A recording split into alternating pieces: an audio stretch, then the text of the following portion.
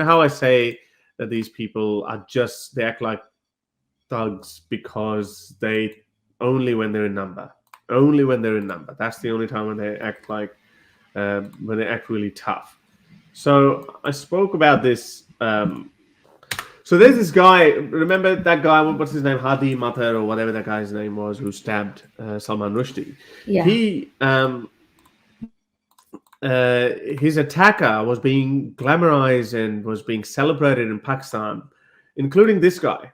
This guy is Pakistan's highest paid lawyer. So look at him. He's just lying about it. It says, confessing before the British judge, Ghazi said that for 3 years I was looking for Salman Rushdie to kill him if I get an opportunity. When the judge asked Ghazi, meaning this guy, Ghazi is a survivor who fought against the evil kuffars, to lower his neck, Ghazi replied, Muslims have never learned to bow their necks before anyone except Allah. You should give your decision. Allah is great. So he's glamorizing him, this guy, and has shown his footage when his photo when he's looking up, which is a lie in reality. I think that one I did talk about it in the past. I could show you. Yeah, that was complete misinformation, wasn't it? That was a complete lie, first of all. Yeah, that was definitely a complete lie. As you can see, when he turned up, he was like a little wet putty cat. That's how he was. Handcuffed and dressed in a prison jumpsuit, Hadi Matar stood silent, Look at him. His head bowed. His lawyer entered a not guilty plea on his behalf. He's charged with the attempted murder of Sir Salman His head bowed. Rushdie. Bowed, yeah. Bowed. Also, sorry. Wait, Horace, I was going to say, if by that logic that, the guy was trying to flex that, he doesn't bow before anybody but Allah, and like, again, that's like Islamic domination at its finest, right? Like Islam asserting and flexing, saying that like, because they're slaves to Allah, aren't they? Every Muslim is effectively a slave to Allah. So you've got to bow down to your master. If not your master, then to who? And obviously, if you're a Muslim, you've got to put your master and Sharia above any Western secular law. So of course, you're going to put that underneath your shoe and you're going to say, I don't bow to you, judge. I don't listen to your Western man-made laws because I'm dictated to by my divine sanctioned Sharia. But by that logic, this man why is he entering a non-guilty plea? Like, obviously the lawyer is going to advise him to do that. But if you're flexing this so much, say, yeah, go on, flex your chest and say, yeah, I tried to take out the man who was creating fitna in the land. Go on, say it, own up to it, because then Allah would respect you. Allah's not going to respect you for saying you didn't bow your head, but mate, you're pleading not guilty. Like, what?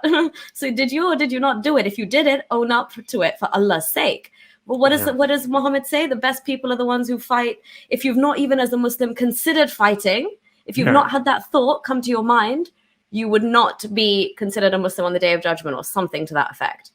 But like, so anyways, I had been reporting him, and look at the Twitter's response. After reviewing the available information, I want to let you know that Azhar Siddique hasn't broken our safety policies. Okay, all right.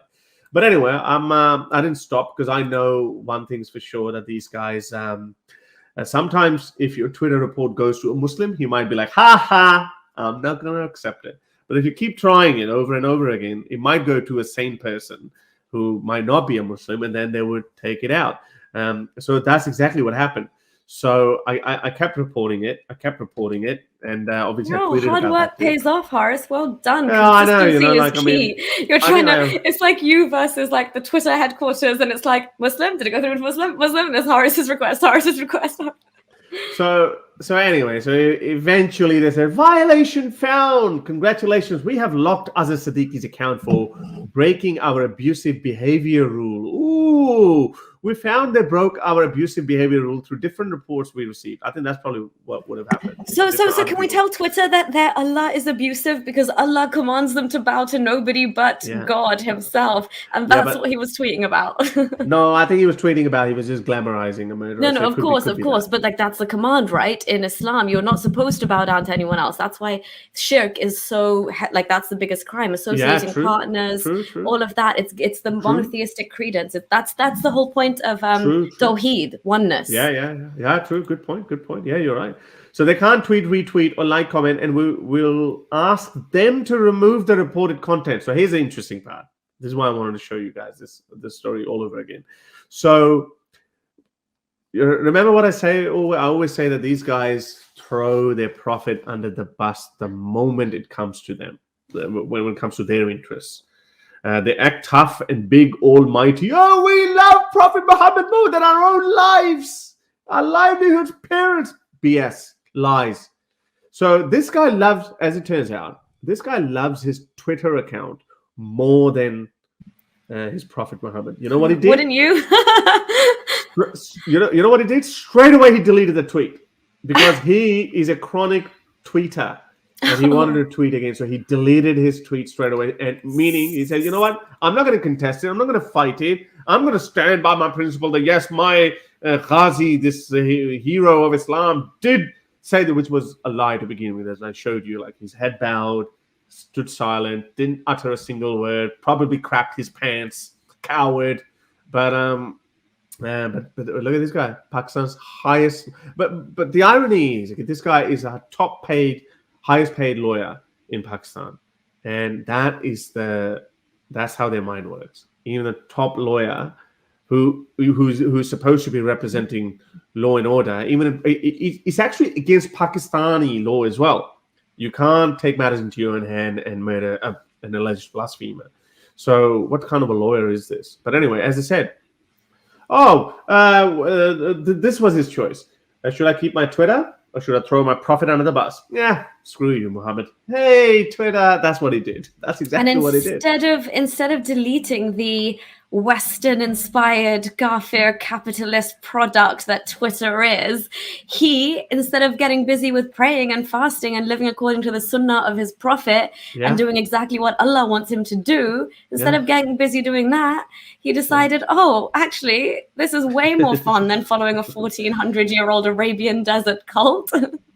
This looks like, what was the guy's name who used to come to our channel? Safraz. Safraz, yeah, it seems like Safraz. Both of you need to repent and return before it's too late! I fear it is already too late. That ship has sailed. It's too late to apologize. Wait, so really, no, they would, right? At any point, if we were to say we're sorry for everything we ever said about Muhammad and Allah and we take it back, they'd forgive us, right?